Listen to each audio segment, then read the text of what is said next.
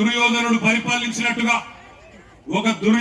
పరిపాలించినట్టుగా కౌరవుల రాజు దుర్యోధనుడు ఎట్లా అయితే దుర్మార్గాలు అరాచకాలు చేస్తా ఉంటాడో అట్లాగే మరి ఒక సంవత్సర కాలంగా ఇక్కడ ఒక కురుక్షేత్ర యుద్ధాన్ని తలపించే విధంగా ఇక్కడ జరుగుతున్న పోరాటంలో ఇక్కడ రేవంత్ రెడ్డికి ఆయన అరాచకాలకు ఎదురొడ్డి పోరాటం చేస్తున్న కొడంగల్ ఆడబిడ్డలకు అన్నదమ్ములందరికీ తల వంచి హృదయపూర్వకంగా నమస్కారం తెలియజేస్తా ఉన్నా.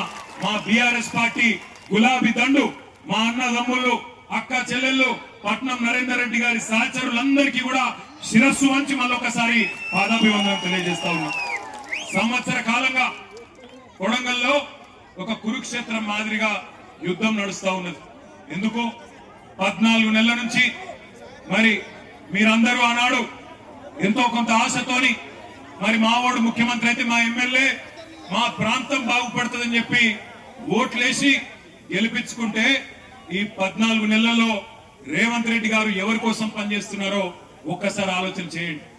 14 నెలల పరిపాలన చూస్తా ఉంటే ఒక్క పని రైతుల కోసం చేసింది లేదు, ఒక్క పని మహిళల కోసం చేసింది లేదు, ఒక్క పని పెద్ద మనుషుల కోసం చేసింది లేదు, ఒక్క పని ఇక్కడ ఉండే యువత కోసం చేసింది లేదు.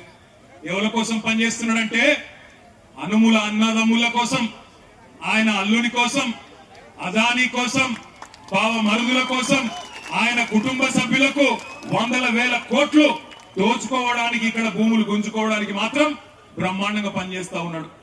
నేను ఇక్కడ బయలుదేరి హైదరాబాద్ నుంచి పరిగి మీదుగా ఇక్కడికి వస్తా ఉంటే తుంకిమెట్ల కాడ మనోళ్ళు జెండా ఎగిరేపించిండ్రు.